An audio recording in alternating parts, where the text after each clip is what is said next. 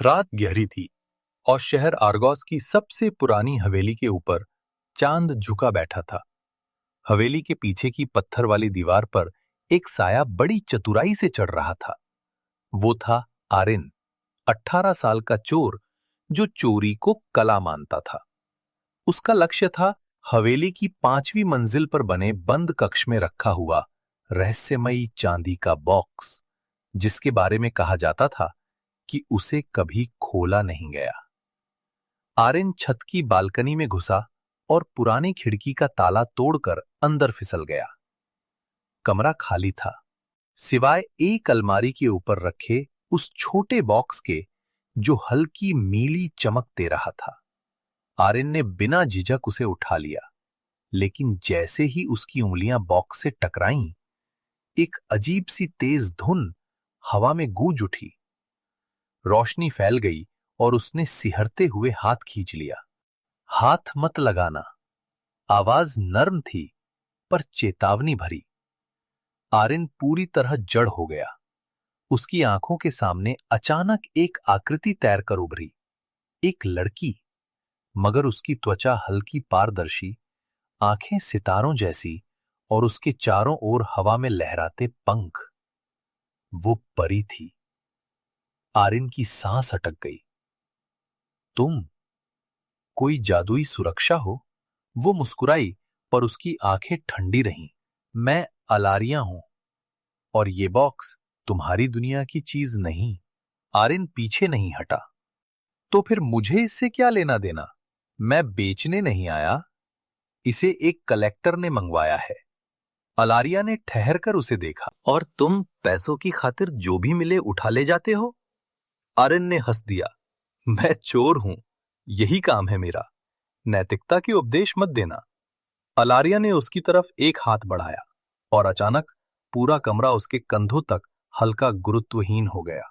जमीन ही जैसे हिलने लगी।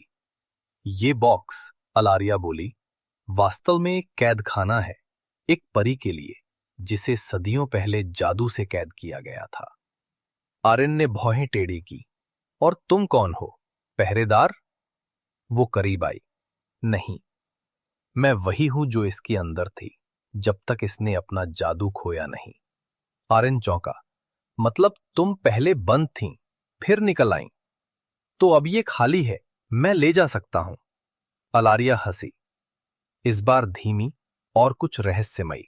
खाली नहीं, इसमें अभी भी एक और कैदी है, मेरा जुड़वा। अगर तुम इसे ले गए तो जिसे तुम पहुंचाओगे उसका इरादा उसे बेचना नहीं, बल्कि उसके जादू का इस्तेमाल करना होगा। आरिन ने चिढ़कर कहा, मुझे इससे कोई मतलब नहीं, मैं सौदा तोड़ नहीं सकता। अलारिया ने धीमे स्वर में कहा, तो एक सौदा मुझसे कर लो। आरिन का चेहरा कड़ा हुआ। तुम मेरे क्लाइंट से अमीर हो क्या?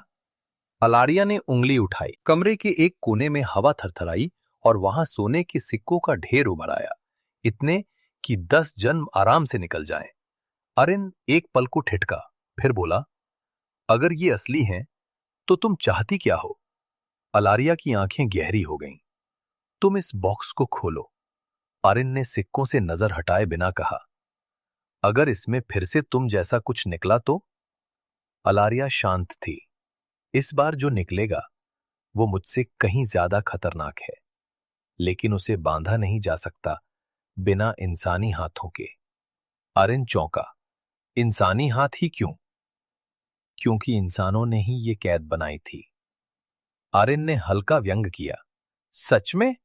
तुम लोगों का डिपार्टमेंट तो इंसानों पर काफी डिपेंड करता है। अलारिया ने पहली बार हल्की मुस्कान दी। अगर तुम दरवाजा नहीं खोलोगे तो कोई और चोर ढूंढना पड़ेगा मुझे, और भरोसा करो, वो उतना मशहूर नहीं बचेगा जितना तुम अभी हो। आरिन ने उसे घूरा। तुम मेरे नाम को कैसे जानती हो? अलारिया कुछ नहीं बोली, बस हाथ बढ़ाया, और जैसे ही आरिन ने बॉक्स छुआ, दुनिया अंधेरी पड़ गई। बॉक्स आधा खुलते ही हवा में चीख जैसी आवाज फैली। टिमटिमाती चिंगारियां फूटने लगी। अलारिया ने उस पर अपना हाथ रखा और भीतर से एक छाया आकृति निकली, जो पूरी तरह धुएं और आग से बनी थी। लेकिन बाहर आते ही वह थम गई, जैसे बांध दी गई हो। अलारिया फुसफुसाई, ये मेरी बहन सेराफिन है, जिसे इंसानों ने एक युद्ध में कैद कर लिया था। अब इसे मेरी जगह मिल गई है। आरिन हैरान, तो तुमने मुझे चारा बनाया? अलारिया ने उसकी ओर देखा। तुम चोर नहीं होते तो ये खोल नहीं पाता। तुम जादू से बंधे नहीं हो, इसलिए ये संभव हुआ। आरिन गुस्से में था। और अब मैं फंस गया? अलारिया शांत स्वर में बोली।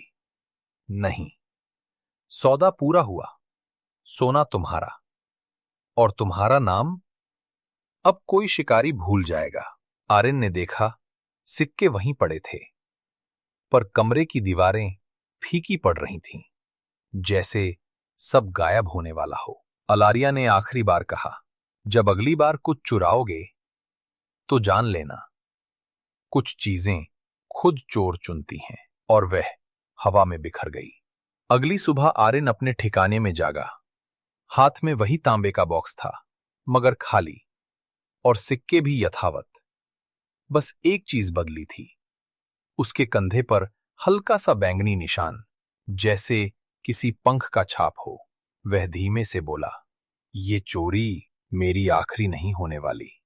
और कहीं पर हवा में एक हंसी की लहर तैर गई।